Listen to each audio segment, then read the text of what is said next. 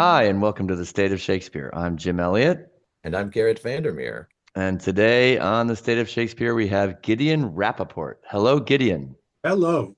Gideon has a PhD in English and American literature with a specialization in, yes, you guessed it, Shakespeare.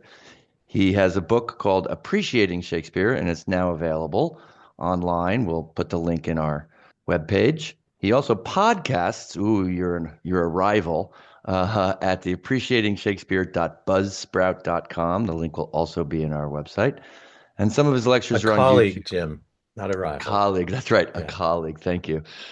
Absolutely. And some of his lectures are on YouTube at Shakespeare's Real Take. Gideon is taught at a Shakespeare, British literature, and humanities at a variety of colleges, including Hamilton College, SUNY Cortland, Concordia University, and the University of New Hampshire. He's also served as a theatrical dramaturg for professional theaters, including the Old Globe, California Shakes, British American Youth Festival, San Diego Rep, the North Coast Rep, and many, many more. He has lectured on Shakespeare for continued learning programs at the University of California at San Diego, University of San Diego, for the honors seminars of the San Diego City Schools, Friends of the Library in several cities, and conventions of the National Association of Independent Schools and the California Association of Independent Schools. So you have done a lot, Gideon. Welcome. That sounds Um, exhausting, that list, but I've been around a long time, so and that's a short list. Gideon, you've been a teacher of Shakespeare for how long? well, some people tell me that I was teaching when I was 5 years old, but I've actually been teaching Shakespeare since I was in graduate school. We had the job of being instructors in the freshman writing program. And so I would teach various books, but one semester I started teaching Shakespeare, and then I team taught a course with my graduate school mentor. And so that was the early 1970s. So since then, let's say. So a lifetime for some of us. Yeah, and I've been lecturing my teachers since before that. Uh-huh. Has it mostly been Shakespeare, or I mean, we did mention that you do British literature, I believe. Well, when I taught English in high school, I taught everything. I taught an AP literature course, which was basically Western great books. I team taught a humanities course for years, and that was a lot of different literature plus philosophy. And since I started teaching high school, I've been also teaching adults, and the courses have been on Shakespeare, but also many on many other things. I taught Dante's Divine Comedy. I've taught Milton's Paradise Lost. I've taught courses on poetry, and I don't know, the list goes on. Basically, English literature and European American philosophy and thought. English and American literature, I should say. Well, as much as I'd like to talk about Paradise Lost and some of the other poems you mentioned and poets, let's drill down on Shakespeare. What That's been my is, specialization since the beginning. And when I was in graduate school, I had to pick a concentration, as they call it. And of all the things I'd read and taught and thought about, I thought Shakespeare was the greatest. And my conviction was that he would wear me out before I wore him out. And that's been true. Your first book, Appreciating Shakespeare, is self-explanatory, one assumes, but one undertakes to write a book. I have never done it, I will admit. But I suppose that you do it because you have something to say that hasn't been said, or you have something that you'd like to say in a new way. What is it that inspired you to write Appreciating Well, Shakespeare? the first thing is, and as I say in the preface, my students in high school Shakespeare class one year said, why don't you write this in a book for people who aren't your students? Because they were thrilled by what we were doing in the class. And I couldn't give them an answer, so I wrote the book. Essentially, I wrote it for two reasons. One, because I found out that students could really enjoy Shakespeare if they were led to it and through it in a way that was authentic to what Shakespeare actually intended to mean. And this was happening in the midst of all kinds of productions and films and teaching, which was, in my opinion, perverting what Shakespeare meant in his own time and just using him to promote whatever agenda the academic or the director had. So I wrote the book to start from scratch, as I did with my students. And the first half of it is all basically introductory background material. Who was Shakespeare? When did he live? What did people believe in those times? What kind of poetry was in the air? What did Shakespeare inherit? And what did he do with it? And so on. And I went through just basically all the fundamental background, not as a scholarly work, but depending on the work of scholars, to just present what people need to know in order to take away the blindness and the screens that get between us and Shakespeare. And then the second half is essays on 22 of the plays and a selection of sonnets, which just try to not substitute for reading the play, but focus on the essential through lines and themes of the plays in the best Shakespeare intended way, to give people permission to read the plays as Shakespeare meant them to be understood. And then at the back of each chapter, there are some notes, specific notes on my take on certain problem lines and so on. So it's essentially, and the title is intentional, because it's not just that I want people to understand or have read Shakespeare, and it's not that I want them to show off with Shakespeare. I just want them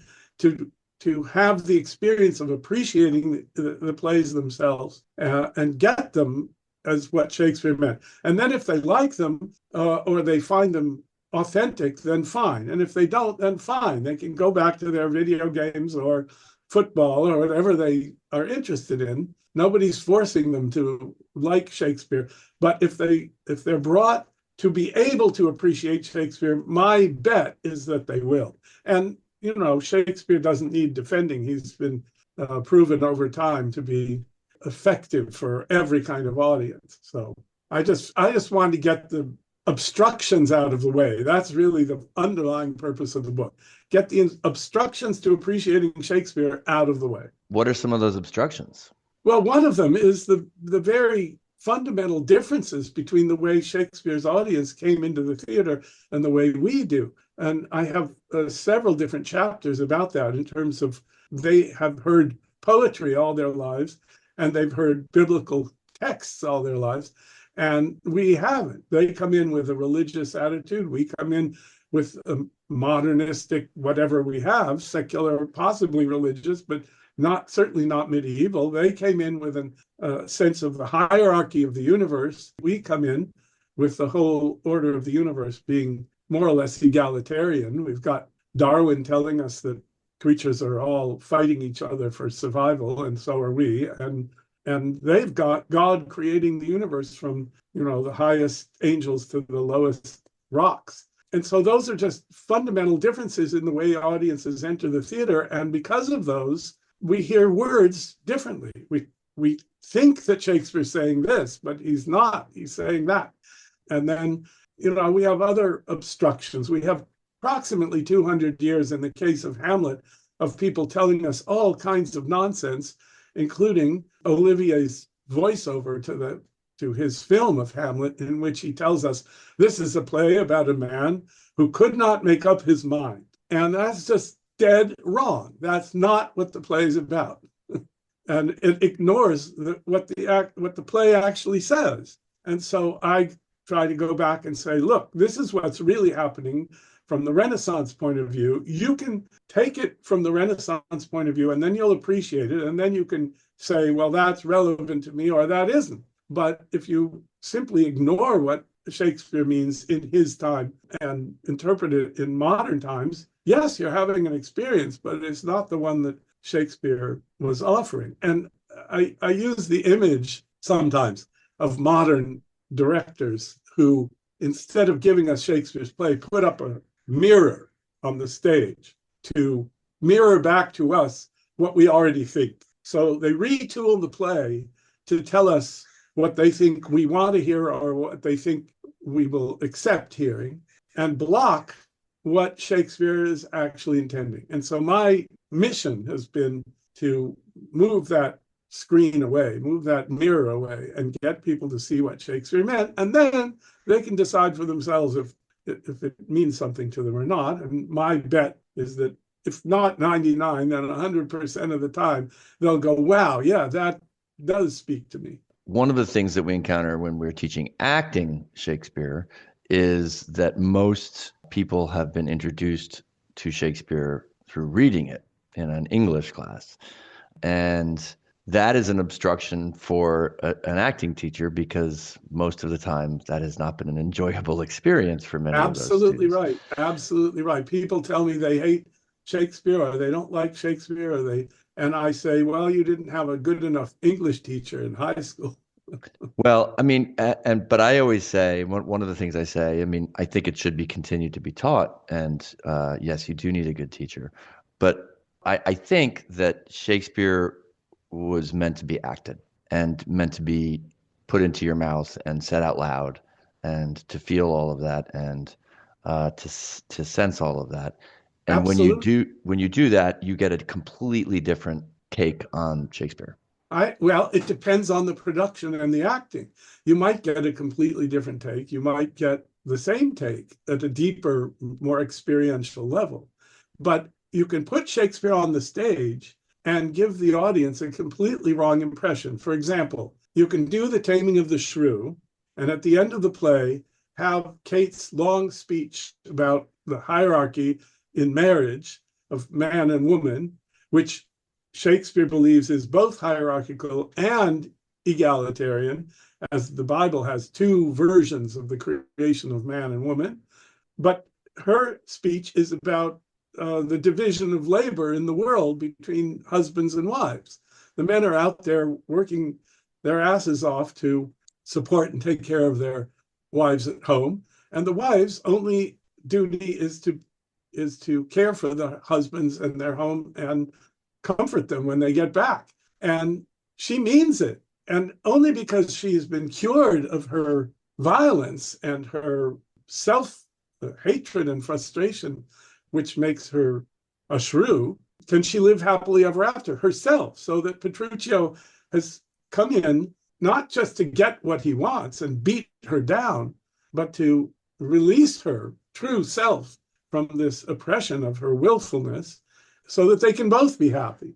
And that's the point of the end of the play. So, but you can produce this play and act it with Kate giving that speech, nudge, nudge, wink, wink to the audience, as if she were really going to control her husband secretly by women's wiles, like her sister Bianca does. And that robs us of the actual meaning that Shakespeare is putting across. Another example is The Merchant of Venice, in which, from Shakespeare's point of view, I have a whole lecture on this and a whole chapter on it. It's been the most difficult play, of course, for me. But Shakespeare treats Shylock as a villain, and I can illustrate exactly how that is, and not as a wronged minority person being mistreated by hypocritical Christians. That's a modern view of the play, which is just wrong and goes against the text. But the true text is offensive to us, rightly so, because it's built on, approximately 1,500 years of Christian anti-Semitism in the West, and they took it for granted. We do not. Anyway, you're right about the acting. The plays are scripts and they're meant to be acted and they have to come alive on the stage, but they have to come alive on the stage in an authentic way. And if they come alive on the stage in a fake way, then you're again being screened from what Shakespeare means. That's a strong statement that they have to come across in a certain way. I mean, an argument could be made that they absolutely don't have to come across in any particular way. Absolutely. In our time, they can be done any way that any director wants them to. Absolutely right. And they are. They're done in every kind of way, and they remain entertaining. Why? Because the characters are vivid and the plots are great. But my conviction is that they're greater and the meaning is deeper. Human beings crave meaning above all. We'll put up with anything else if we have meaning, if there's meaning in it.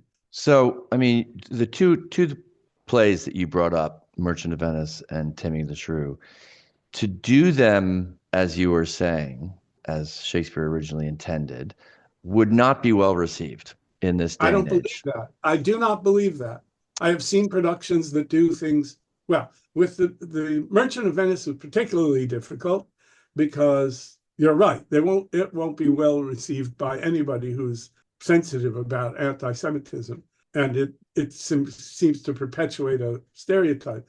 I distinguish between two kinds of anti-Semitism: Shakespeare's traditional theological kind and the modern world's racial kind, which got started in the 19th century. But in any case, you're right. I don't think that play can be done in any way in our time that isn't either betraying the meaning of the play or wrong in terms of, ultimate morality. However, when I talk about the play, I try to reveal that its real principles, the truths embedded in the play, are principles that Jews and Christians absolutely share. That is the tempering of justice with mercy. Everybody believes in those values, and that's what the play's really about. It's just that Shakespeare uses Shylock the Jew to illustrate justice without mercy, and as if that were the characteristic of the Jews, and that's not true. But the point of the play is great and deep. So it's difficult. It's very problematic. As far as Taming of the Shrew goes, I just disagree with you. I think that when it's done the way Shakespeare meant, people are moved by it. And they may not say so publicly, but they see some truth in it. Because we, as I say, we come into the theater thinking that everything in the world is rooted in power. If you're in control or power, you're on top. If you're a victim, you're underneath. And it's all about hierarchical power. And we don't like that. We want it to be absolutely egalitarian. Shakespeare's principle of hierarchy wasn't that it was just about power. It included power, but it wasn't about power. It was about love. So, for example, I try to explain how in a marriage in Shakespeare's time, ideally, now we're not talking about perverse people, individuals which have always existed and still do. I'm talking about the ideal of the time. The ideal of the time was that, yes, the wife had to obey the husband, but the husband had to take care of his wife and educate her and his children. So that while, let's say, the Duke owes obedience to the king within the hierarchy, and that's true, he has to do what the king says, but the king has to take care of his Duke and of the Duke's people. He has to look out for the realm and rule it with justice and mercy because he himself is under God and he has to obey God, but he's given by God the right and the power and also the obligation and the responsibility to rule rightly and well, which makes for a problem. When there's a bad king, what can you do? And Richard II is all about that, Shakespeare's play, and other plays are about that. So the true hierarchy that's being revealed, let's say in the end of The Merchant of Venice, is not a hierarchy of power and subduing and control. We tend to think it is, but that's not it. If we actually listen to the words, it's about love. It's about love showing itself in obedience, but also love showing itself in care and protection. So let me try to wrap my head around what you seem to be saying. Yes. So as a general principle, it sounds like what you're saying is that Shakespeare's plays are best appreciated when the mirror that he is holding up for us is the mirror to the world as he knew it in the 16th and 17th century. Which leads, when we do that, to the potential for universal meaning. And that's the goal in Shakespeare. Shakespeare, for example, is a Christian, but he's not a dogmatic sectarian Christian. He's not revealing himself to be either a Catholic or a Protestant. He is giving a universal vision of what the essence of Christianity is in various plays, in various ways. But he's also profoundly being universal. He's trying to say all Christians believe in these things. And I think that most of us can too. We all deeply care about justice, and we all deeply care about mercy. As my teacher used to say, we want justice for our enemies and mercy for ourselves. But we define them in different ways superficially, but down deep, where Shakespeare gets, we share them. And so what I'm trying to say is that when we take Shakespeare at his word, given the context of his own time, we reach to the universality of what he's saying to everybody. And if we don't do that, we only reach to the cliches of our own narrow picture of the time. And then half the audience walks out angry and half the audience walks out self-righteous, and nothing is accomplished. Well, I mean, I guess what I'm thinking about is we're not going to ask an audience, if we're producing a Shakespeare play, to do all that work about what was going on in Shakespeare's time. And Right. so I think a lot of directors and people who are producing Shakespeare say to themselves, how can we make this relevant to a modern audience? And your point is, it is if you look deeper, but it also sounds like you'd have to have context in order to make it deeper.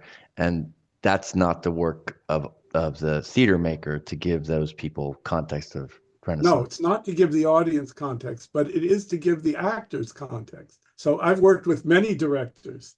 A good director understands all this that I'm saying and helps his actors understand what they're saying. So that, I mean, you had one of the greatest dramaturgs on your program. You had Dakin Matthews visiting, and he's absolutely brilliant about knowing all this background and how to make it come alive on the stage. So it can be done, but a good director will spend a lot of time with his actors understanding what Shakespeare means in his own terms and his own time, and then talking about how to make that come across. My image for bad Shakespeare is actors emoting all over the stage while carrying a huge sack of words on their back.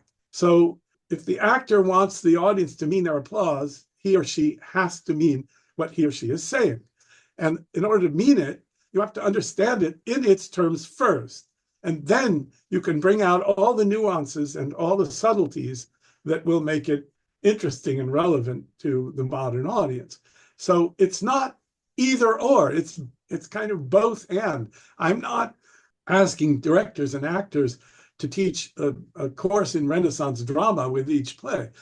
Let's take a look at one of the pieces that you elected to share with us today. We don't have time for all of them. We'd be here all day, but one of them in particular is Jim's favorite. So let's look at the piece from Hamlet, Act 5, Scene 2. And I would just like to add that, Gideon, you have just published an annotated version of Hamlet that you have annotated. So by the time we get to Act 5 in Hamlet, we're pretty deep into things. Without giving a complete plot synopsis, what is some context for this speech that is necessary? Good. So I thought you were talking about the speech in Act 3, Scene 3. But no, Act 5, Scene 2. Okay, we'll get there. So the pirates turn out to be nice guys or semi-nice guys. They do him a good turn, take him back to Denmark. And he's learned from all this. And then he enters the graveyard and he sees the death of Cordelia. And he goes through this litany of the meaning of the dead. We have Alexander and Caesar turning to dust. And then we have Yorick. And now suddenly Ophelia's dead, his beloved. And so it's a memento mori scene. I don't know if you remember, but in medieval and Renaissance paintings, very often a monk is depicted with a skull on his desk. It's called a memento mori. Remember that you will die. Remember death. And it's a humbling thing. And when Hamlet picks up that skull, Shakespeare is giving us a visual memento mori. He's confronting his own mortality. Hamlet has this moral breakthrough. And that brings us to the speech you want me to look at, which is, this is private conversation.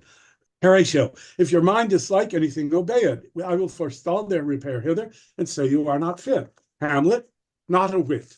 We defy augury. There is special providence in the fall of a sparrow.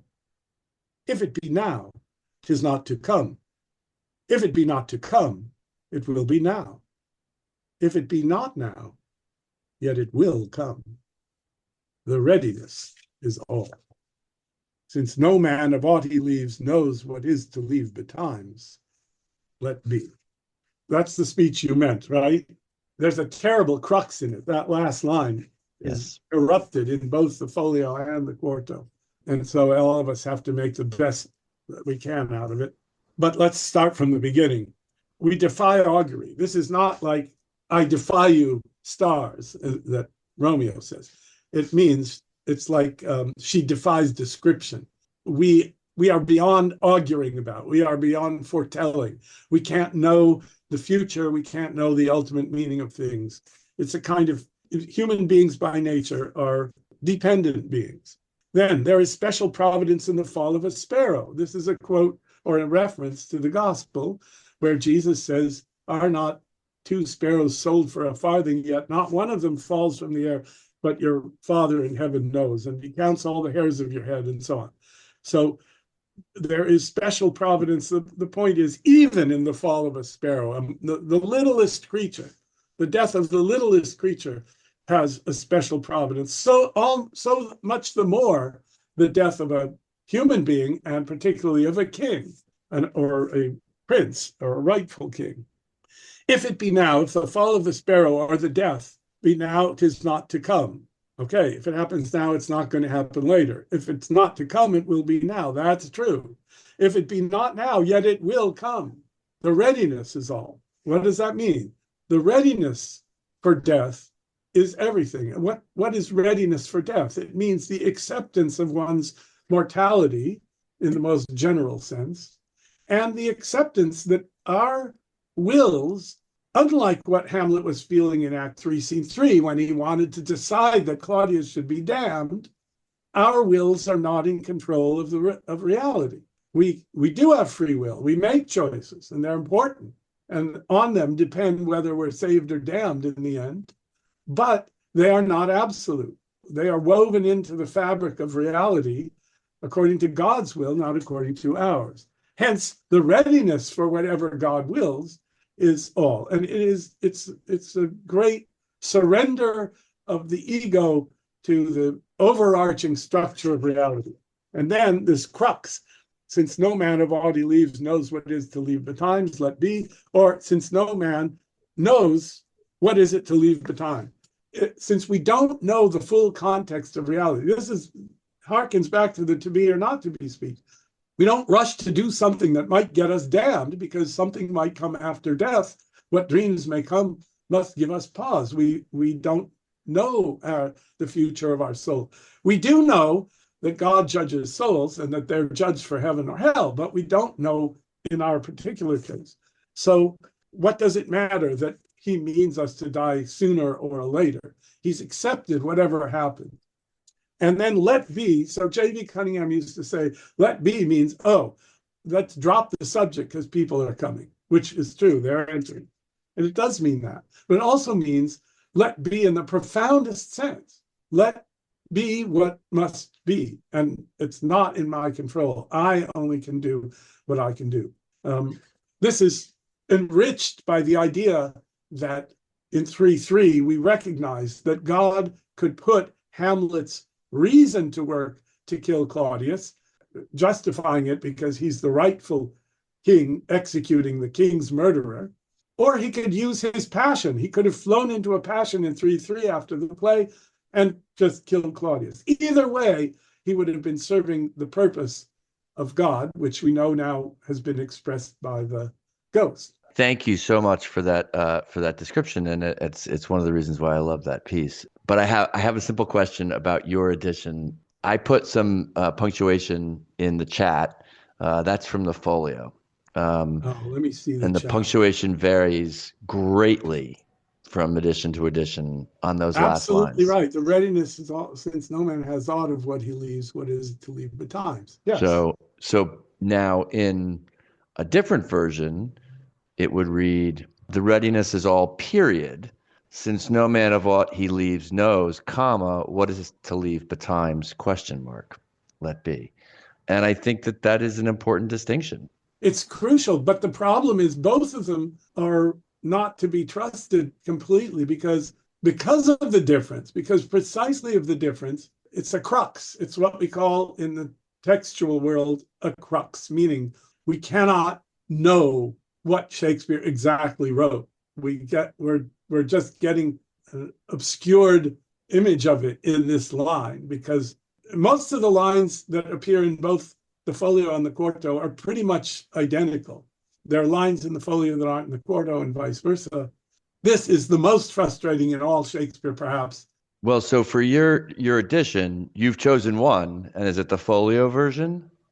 I've chosen, I can't remember, I think, since no man of aught he leaves knows what is to leave behind.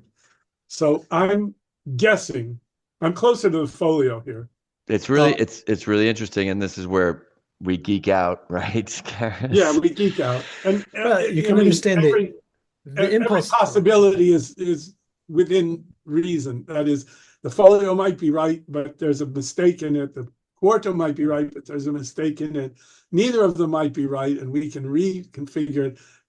My example of the impossibility of writing one word of Shakespeare is the sonnet.